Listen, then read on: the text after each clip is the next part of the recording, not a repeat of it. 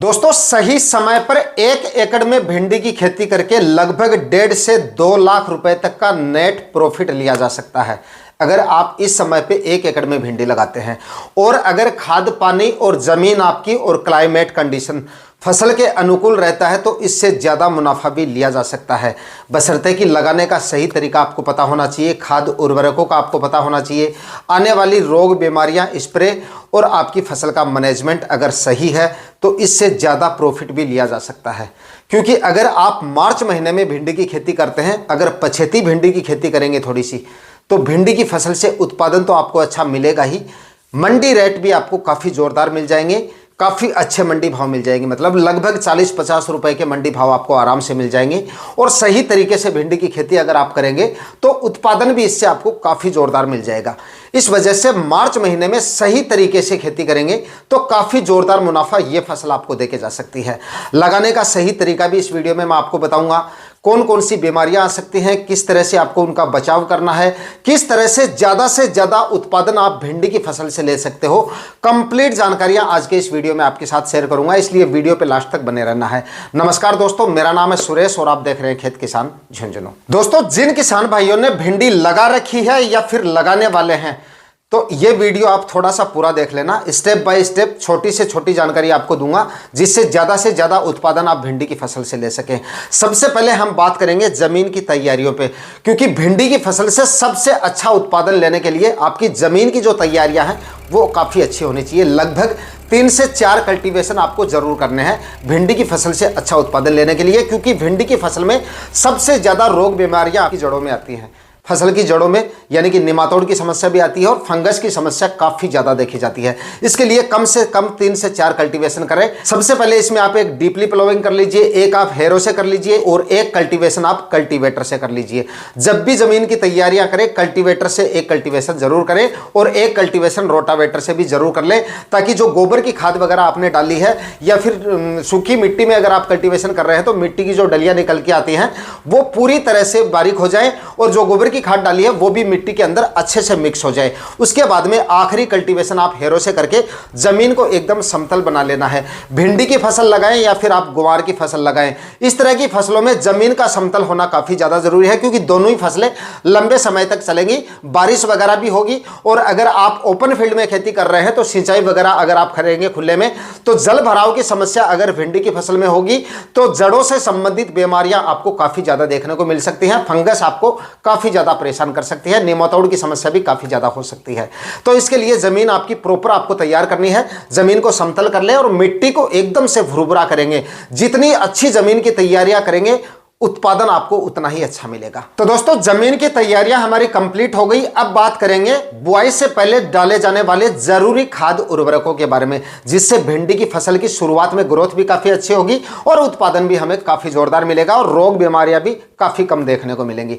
तो देखिए सबसे पहले तो बात करेंगे गोबर की खाद के बारे में, जो कि आपको आपकी जमीन की जो तैयारियां हैं वो शुरू करने से पहले डालनी होती हैं। यानी कल्टीवेशन शुरू करने से सबसे पहले आपको गोबर की खाद डालनी होती है, जिसमें आप 3 से 4 ट्राली सड़ी हुई गोबर की खाद ले सकते हैं। और अगर 2 से 3 ट्राली लेना चाहें तो 2 से 3 ट्राली ले सकते हैं, लेकिन कच्चा गोबर बिल्कुल भी नहीं होना चाहिए। कच्चा गोबर अगर आप डालेंगे तो भिंडी की खेती में वैसे भी जड़ों में जड़ से संबंधित बीमारियां काफ़ी ज़्यादा देखी जाती हैं। कच्चा गोबर डाल दिया तो आपकी पूरी फसल खराब हो सकती है।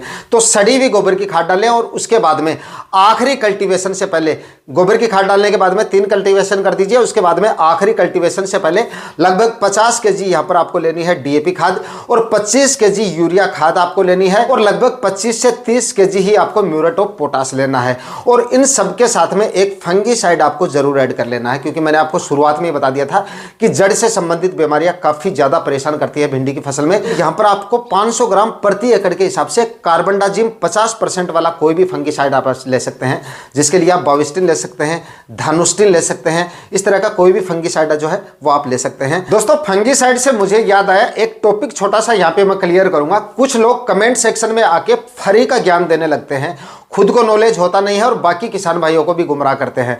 मतलब कार्बनडाजिम के लिए बोलते हैं, जैसे शुरुआत में हम बताते हैं कि शुरुआत में चाहे आप प्रिवेंटिव में डालो किसी भी फसल में छोटी अवस्था में, या फिर आप चाहे नर्सरी प्लांट में डालो, या फिर आप बेसल डोज के रूप में अगर कोई भी फंगीसाइड ले रहे हो किसी भी फसल में ले रहे हो, तो शुरुआत हमें कार्बनडाजिम से ही करनी पड़ती है।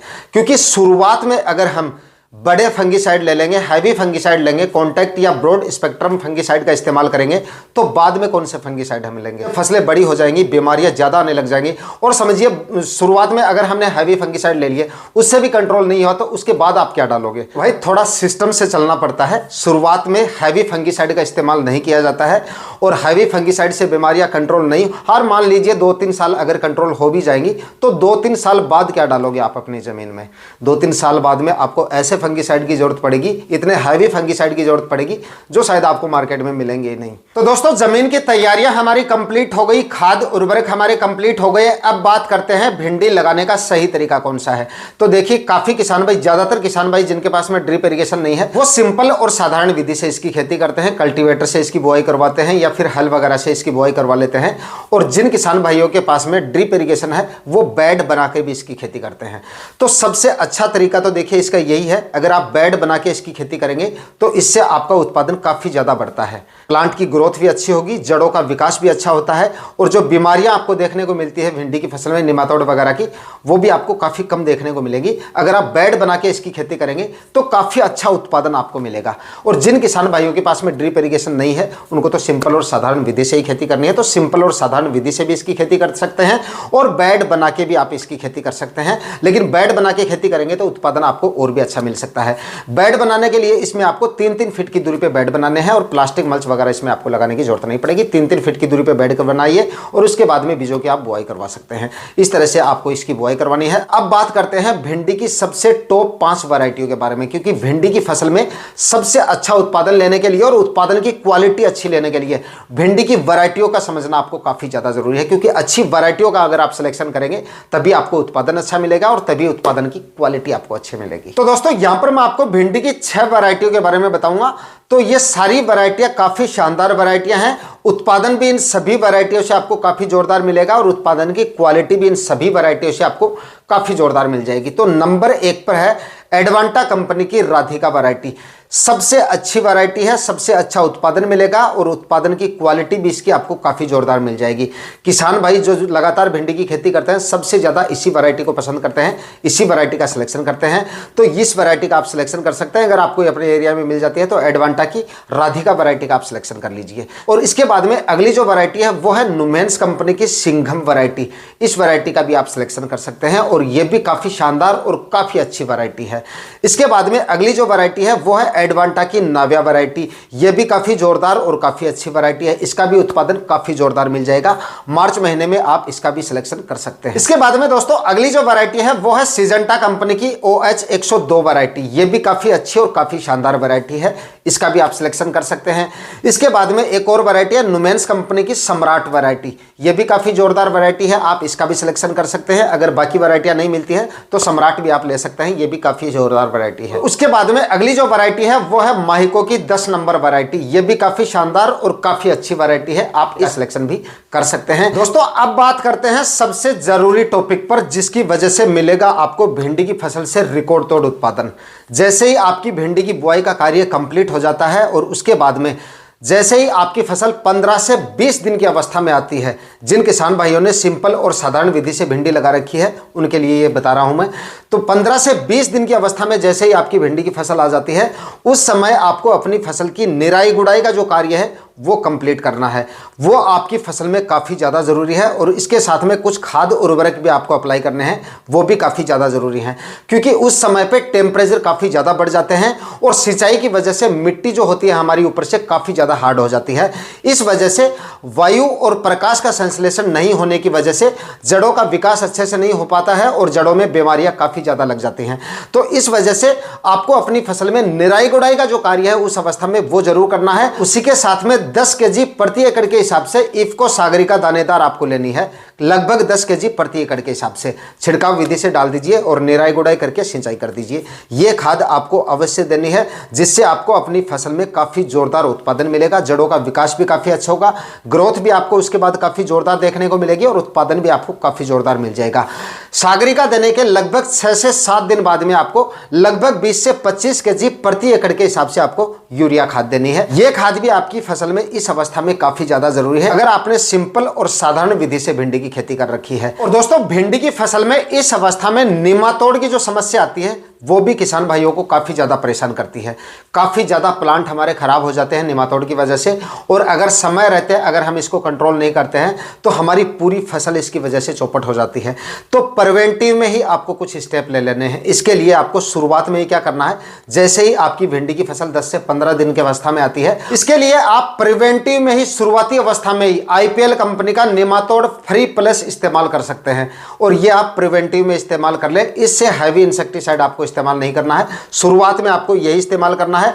इससे आपकी भिंडी की फसल में निमातोड की समस्या आपको देखने को नहीं मिलेगी, और अगर हल्की फुल्की देखने को मिल जाती है बाद में, तो इसके बाद में आप बायर कंपनी का वैल्यूम प्राइम ले सकते हैं। बायर का वैल्यूम प्राइम भी आपकी भिंडी की फसल में निमातोड को काफी शानदार तरीके से कंट्रोल कर लेता है, लेकिन यह आपको शुरुआत में इस्तेमाल नहीं करना है। मैंने आपको बताया था हैवी इंसेक्टिसाइड जो होते हैं, चाहे फंगीसाइड हो या इंसेक्टिसाइड हो, शुरुआत में या प्रिवेंटिव में आपको इस्तेमाल नहीं करना है। और दोस्तों, जिन किसान भाइयों ने ड्रिप इरिगेशन से भिंडी की फसल लगा रखी है, उनको क्या करना है, शुरुआती स्टेज में, जैसे ही आपकी शुरुआती स्टेज में फसल आती है, यानी कि 6 से 7 दिन की अवस्था में आती है, उस समय पे आपको 50% कार्बनडाजिम का एक फर्टिगेशन करना है 500 ग्राम प्रति एकड़ के हिसाब से।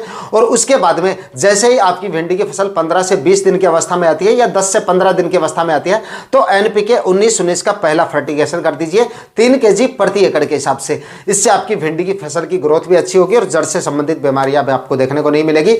और वैल्यूम प्राइम को आप ड्रिप इरिगेशन की सहायता से भी दे सकते हो। अगर आपने ड्रिप इरिगेशन से भिंडी लगा रखी है और जड़ से संबंधित बीमारियां देखने को मिल रही है, निमातोड वगैरह देखने को मिल रही है, तो निमातोड के लिए मैंने जो इंसेक्टिसाइड बताए हैं उनको आप ड्रिप इरिगेशन की सहायता से भी दे सकते हो। आज के इस वीडियो में मैंने आपको भिंडी की फसल के बारे में कंप्लीट जानकारियां देने की कोशिश की है। उम्मीद करता हूं ये वीडियो आपके लिए काफी ज्यादा इंफॉर्मेटिव रहेगा।